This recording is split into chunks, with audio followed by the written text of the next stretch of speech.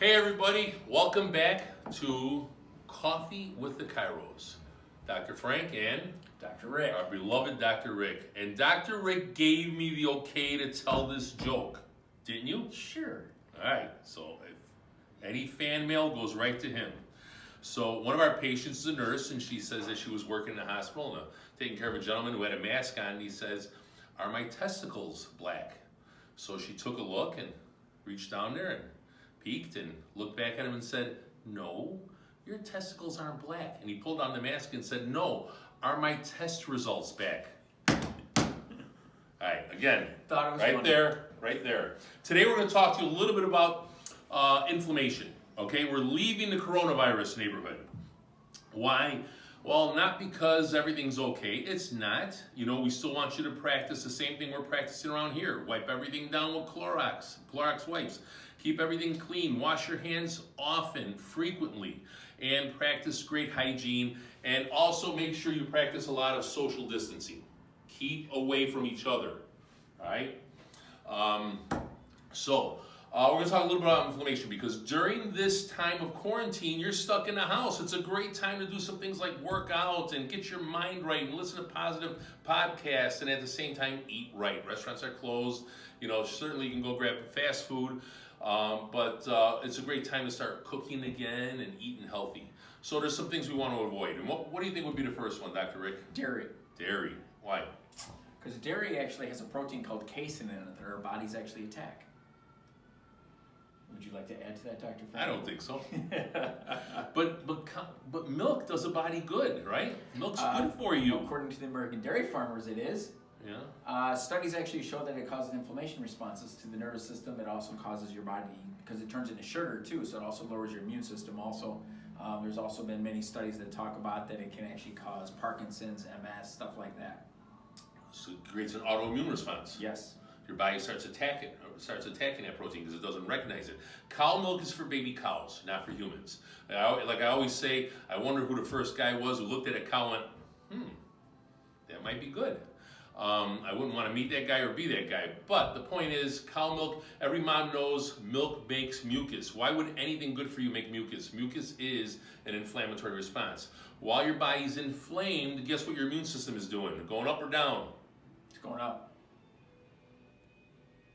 Your immune system is going down. I remember I do the jokes around here. All right, so while your inflammation is going up, your immune system is crashing. We don't want a weakened immune system this time of year or with what's going on. All right, next one, wheat. Okay, you know, wheat isn't that's the one where people really want to beat me up on. Wheat's good for you, whole wheat and all that kind of stuff. Wheat is not the same wheat it used to be. Great book, Wheat Belly, read it. Wheat plants used to be 4 feet tall. Now they're only about 18 inches tall. They've been so genetically modified and altered and changed that they are not good for us anymore. They're very high in glycemic index. Glycemic index means they convert to sugar real quick. In fact, some authorities will say that a slice of whole wheat bread will convert to sugar faster than a Snickers bar. That doesn't mean eat a Snickers bar. It means stay away from both of those. Wheat will also drive your insulin levels up. And when insulin goes up, just like with milk, when insulin goes up, your immune system will go down. We don't want a lot of insulin. Insulin's good, but too much is not good. That's called hyperinsulinemia. If you really, really have to have some bread, there's a grain called einkorn grain. It's sold on Amazon. It's the original grain from 3,000 years ago. It's been unadulterated. There are farms who still grow this grain, and you can make bread from it, but don't expect it to rise. It's like the medieval bread, and it's phenomenal. What's the next one, Dr. Rick? It's all yours. Next one would be sugar. Sugar is our best friend. Actually, it is not. It actually causes a lot of issues. It lowers our immune system. It also causes inflammatory responses also. They've also found, like, say, just a piece of bread lowers your immune system about 6 hours. Anything else you would like to add? Yeah, 1 teaspoon of sugar will suppress that immune system. And how many, basically you can look at it this way. For every 4 grams of carbohydrates, you have 1 teaspoon of sugar. So if you have 40 grams of carbs in a certain sweetened drink, you got 10 teaspoons of sugar in there. And we don't realize that, but that's one of the biggest downfalls. You know, we're seeing people's waists get bigger and bigger nowadays. You know, and they'll say eat right, but if you just have 1 can of Coke a day, that's enough to put you over the edge. Again, it's all about suppressing that immune system. Increases inflammation, suppresses the immune system. We want to reverse that. We want a high immune system and low inflammation. There's tests we can do to test your inflammation. C-reactive protein, set rate. Or, are you always sore? My turn? Yes, next one will be lab foods. I don't want to do that one. I think you'd like Lab foods are foods for Labrador retrievers. No, that's what one of our patients said. Basically, I use the term lab foods just to keep it short and simple. There's a whole bunch of things here. Basically, things created not by God, but created in a lab, or created in a factory, or genetically modified, or things like NutraSweet. NutraSweet converts to formaldehyde and methanol in the brain. And we're wondering why people are getting Alzheimer's earlier and earlier. You know, lab food is all the excitotoxins, MSG, all the stuff that's just horrible for your brain, horrible for your body. Just keep it simple.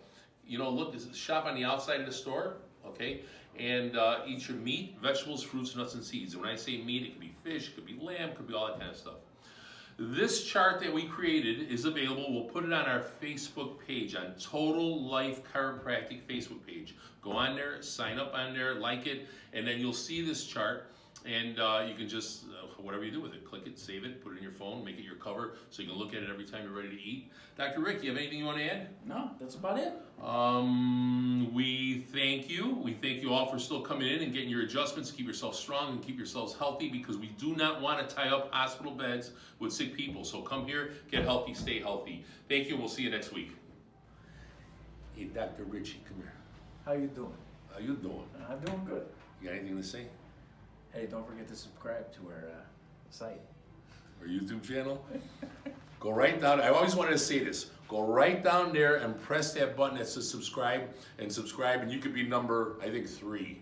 We don't have a lot of people following us, but we will. Have a great day.